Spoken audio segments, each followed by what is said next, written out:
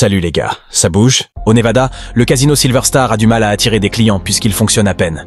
Le croupier Tom et la serveuse de cocktail Tori se faufilent dans la réserve pour s'amuser. Pendant ce temps, des journalistes se rassemblent lors d'un événement appelé Journée de la paix, au cours duquel l'ensemble des armes nucléaires du monde entier sera détruit. Malheureusement, quelque chose tourne mal, et les citoyens voient une immense explosion nucléaire au loin. L'électricité est coupée au Nevada, et maintenant Tom et Tori sont piégés derrière une serrure électronique. Tom ne cesse de frapper la porte, et une Tori agacée lui dit d'attendre les secours. Cependant, Tom fait remarquer que si un responsable les surprend là, ils auront des ennuis. Une dispute éclate alors qu'elle l'accuse d'être mis sur liste noire à Las Vegas parce qu'il n'arrive pas à retrouver un autre emploi. On dirait que Tom est sur le point de craquer, mais à ce moment-là, le courant revient et le duo quitte immédiatement la pièce. En sortant, Tom aperçoit une étrange ombre marchante près de la porte d'entrée, mais il l'ignore. Lorsqu'ils atteignent la salle principale du casino, ils sont choqués de la trouver complètement saccagée et vide de toute présence humaine, à l'exception d'une vieille dame dans un fauteuil roulant électrique. Elle ne répond pas lorsqu'ils essaient de lui parler, et son fauteuil continue d'avancer. Lorsque Tori se précipite pour l'empêcher de se cogner, la vieille dame lui crache dessus et se lève, révélant que ses yeux ne sont pas humains. Soudain, la femme attaque Tori, qui parvient à la repousser une première fois, mais se fait plaquer sur une table lorsque la vieille dame recommence. Tom la projette immédiatement sur le côté, et Tori descend de la table en annonçant qu'ils s'en vont. Ensuite, la femme monstrueuse saute sur Tom, alors Tori pousse un chariot vers elle, mais la dame continue d'attaquer. Utilisant un déambulateur, Tom commence à la frapper et la tue en lui enfonçant une des jambes du déambulateur dans la tête. Tom et Tori sont aussitôt surpris par une autre présence, mais ce n'est que l'assistant du magicien, Jensen. Il ne sait pas ce qui se passe car il était dans l'entrepôt, mais c'est lui qui a rétabli le courant. Tori se rend à la porte d'entrée tandis que les deux hommes vérifient les caméras de sécurité, et ils sont horrifiés de découvrir que les citoyens sont devenus des zombies féroces. Dehors, Victor se tient sur un camion avec un autre survivant pendant que les zombies essaient de les attaquer. Victor pousse l'autre homme pour l'utiliser comme appât et court vers le casino en criant à l'aide. Jensen lui ouvre la porte et se dépêche de la refermer, alors que des zombies essaient de le suivre depuis la rue. Les zombies se jettent sur l'homme tombé au sol. Victor raconte aux autres comment il a passé toute la journée piégé dans le camion, et Jensen le guide vers la loge pour qu'il puisse se laver.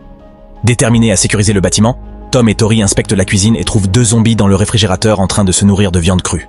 Tori referme rapidement la porte pour les piéger.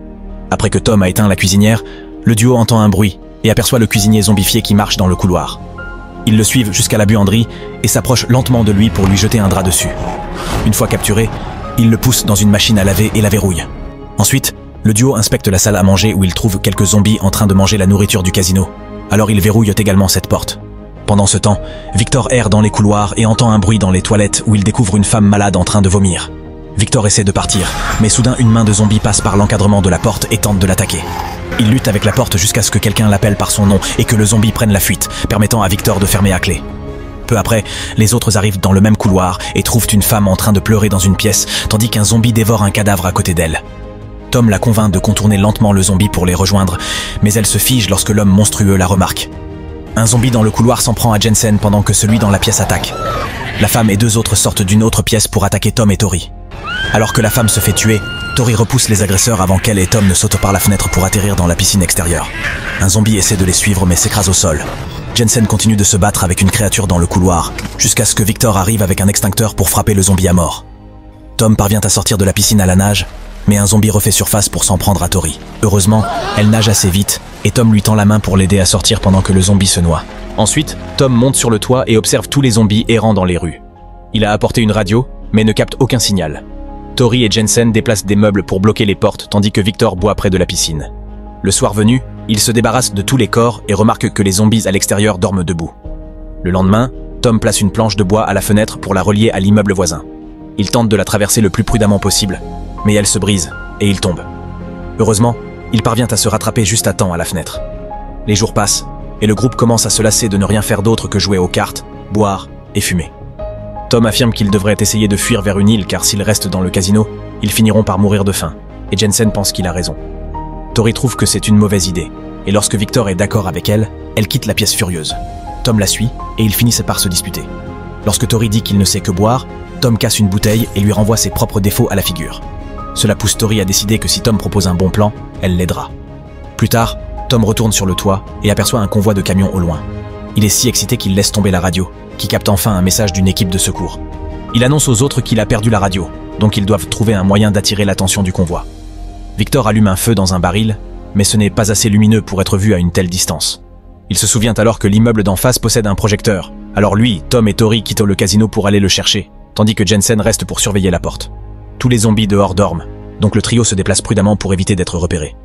Tori remarque qu'un des zombies est un policier et profite de l'occasion pour lui prendre son arme. Le policier sursaute et lui attrape le poignet, mais ce n'est qu'un réflexe, et Tori lui retire facilement la main. Alors que le groupe poursuit son chemin, il donne accidentellement un coup dans une canne et attire l'attention d'un zombie qui commence à les suivre. Jensen l'aperçoit depuis la fenêtre et avertit ses amis qui accélèrent le pas. Quand Tori trouve une ouverture, elle utilise sa hache pour abattre rapidement le zombie. Les gars trouvent le projecteur et l'allument, mais malheureusement la machine diffuse aussi de la musique, réveillant tous les zombies. Victor parvient à éteindre la musique tout en laissant le faisceau lumineux allumé. Mais il est déjà trop tard. Le trio se précipite pour grimper dans un camion tandis que les zombies les poursuivent. Jensen jette de la viande crue par la fenêtre et certains zombies s'y ruent, mais ce n'est pas suffisant pour tous les distraire. Il envoie alors une voiture télécommandée avec des feux de Bengale et les zombies courent après, ce qui permet au trio de quitter le camion. Malheureusement, la voiture épuise rapidement tous ses confettis et guirlandes, et les zombies perdent tout intérêt, revenant à la poursuite des survivants. Tori et les gars se cachent dans une voiture et observent les zombies, remarquant qu'ils sont devenus plus féroces. Quand Jensen réactive le jouet, les zombies courent après, et Victor profite de l'occasion pour sortir de la voiture, frappant quelques créatures sur son passage. Tom et Tori essaient aussi de s'échapper, mais les zombies parviennent à les bloquer, les forçant à se réfugier dans un bus pendant qu'une horde les entoure. Victor parvient à retourner au casino et Jensen le laisse entrer. Jensen n'apprécie pas que Victor ait abandonné les autres, mais Victor lui crie dessus et le pousse contre des meubles, le défiant d'aller dehors affronter les zombies. Dans le bus, Tom et Tori se disputent bruyamment, se reprochant mutuellement la situation. Un zombie caché entre les sièges surprend Tom en le mordant, alors Tori se précipite pour lui tirer une balle dans la tête. Inquiète d'une possible infection, Tori saisit la main de Tom et lui coupe le pouce mordu. Un autre zombie apparaît derrière elle et Tori jette le pouce pour le distraire. Puis elle lui tire dessus pendant qu'il le mange. À ce moment-là, le convoi militaire arrive et ouvre le feu, tuant la moitié de la horde tandis que l'autre moitié s'enfuit.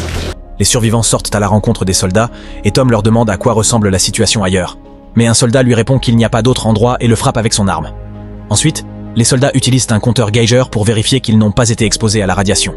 Et leur chef, Ramsey, demande un endroit sûr pour passer la nuit pendant qu'un de ses hommes traîne un zombie en laisse. Tout le monde se rend au casino et les soldats fouillent le bâtiment par précaution, tuant tous les zombies que le duo avait enfermés il y a plusieurs jours. La fille de Ramsey, Cindy, est docteur et gronde Tom pour avoir bu alors qu'il est grièvement blessé. Tandis qu'elle soigne sa main, elle explique que son groupe se dirige vers le lac Tao pour s'éloigner le plus possible de la zone de l'explosion nucléaire. Tori devient jalouse et interrompt leur conversation, inventant des excuses ridicules pour se plaindre. En observant un soldat nourrir le zombie domestique, Ramsey met fin à la dispute et emmène Cindy à l'écart pour lui rappeler qu'ils ne peuvent faire confiance à personne. Tori prend le couloir et un soldat lui dit qu'elle ne peut pas descendre là. Elle explique qu'elle a juste besoin des toilettes. Dans l'une des cabines, elle trouve une soldate en train de vomir et devient méfiante, même si la femme jure qu'elle va bien. Quand Tori retourne dans la salle principale, elle remarque que la plupart des soldats ont l'air malades. Elle le dit à Jensen et Tom, et Jensen est d'accord. Cependant, Tom s'en fiche parce qu'il veut juste partir. En voyant deux soldats prendre le couloir soi-disant interdit, Jensen commence à se faufiler discrètement. Il se cache derrière un mur où il entend Ramsey parler à l'un de ses hommes et apprend qu'ils ont chargé leur camion. La conversation confirme également que les soldats sont malades. Une fois qu'ils quittent la pièce, Jensen se précipite vers la cuisine et découvre que les soldats ont pris toutes les provisions du casino. Il se rend ensuite au garage et est choqué de découvrir que Victor les aide. Soudain, le zombie domestique tente d'attaquer Jensen, ce qui le fait tomber de sa cachette. Le bruit attire tout le monde au garage et Jensen décide de confronter les soldats. Tori le rejoint, soulignant que tout le monde est infecté. Cindy n'arrive pas à croire que son père ferait cela, mais Ramsey affirme qu'il ne comptait pas abandonner tout le monde. Quand Tori insulte Victor pour sa trahison, il explique qu'il veut juste survivre avant de signaler que Jensen a une arme. Ramsey essaie de calmer tout le monde. Cependant, quand Jensen tente de prendre son arme, les soldats ouvrent le feu et le tuent sur le champ. Tori se précipite pour vérifier le corps, mais c'est une ruse pour récupérer le pistolet de Jensen et elle ouvre le feu. Les soldats courent se mettre à couvert, ce qui permet à Tori de retourner dans le casino. Ramsey annonce qu'ils partent sans elle et Cindy demande à Tom de venir avec eux d'abord. Tom leur parle d'un second garde-manger avec plus de nourriture de l'autre côté de la salle à manger et les soldats le forcent à les y conduire. Quand ils atteignent la salle à manger, Tom se met de côté pour appuyer sur le bouton de verrouillage. Les portes s'ouvrent et révèlent tous les zombies enfermés, qui attaquent immédiatement les soldats. Pendant qu'ils se défendent, Tom frappe un homme et prend son arme avant de s'enfuir. Bientôt, la horde de zombies atteint le garage et plusieurs soldats sont blessés. Ramsey ordonne alors au camion de partir sans attendre le reste de ses hommes. Le matin venu, Tom confirme qu'il ne reste plus de nourriture et dit à Tori qu'ils doivent partir eux aussi. Tori pense que l'humanité a échoué et veut abandonner. Mais Tom observe les zombies dehors et a une idée. À l'aide d'une corde, il attrape un zombie par le cou et le suspend à la fenêtre. Ainsi, Tori peut prendre ses clés avant que Tom ne le laisse tomber pour le tuer. Ensuite, ils vont au garage et essaient de trouver à quelle voiture appartiennent les clés. Un zombie attrape la cheville de Tom sous une voiture et il répond en tirant, ce qui déclenche l'alarme. Les zombies suivent déjà le bruit, et le duo ouvre le feu. Tori tente de se cacher dans une voiture, et un zombie passe la tête par le toit. Lorsqu'elle ouvre la porte pour s'enfuir, elle frappe une autre créature à l'aide du porte-clés qui émet des sons. Tom et Tori trouvent enfin la bonne voiture et partent immédiatement. Malheureusement, le portail principal est fermé, et ils ne connaissent pas le code. Tori pense qu'ils peuvent foncer à travers le portail, mais la voiture ne fait que s'y écraser. Elle veut essayer plusieurs codes, mais Tom tire sur le boîtier du portail.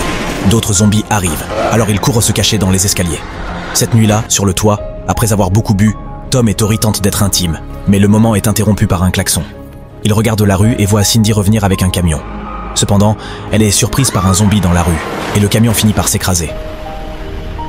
Heureusement, elle est encore en vie, mais les zombies commencent à encercler son véhicule. Lorsqu'une créature passe son bras par la fenêtre, elle lui tire dessus immédiatement. Ensuite, elle sort et tire sur tout zombie qui essaie de s'approcher, ce qui fait hésiter la horde. À ce moment-là, Tom arrive à l'intérieur d'une immense décoration de casino et parvient à la faire entrer sans qu'aucun zombie ne la suive. En quelques minutes, le duo est de retour dans le casino et Tori pointe une arme sur Cindy, l'accusant d'être infectée comme les autres.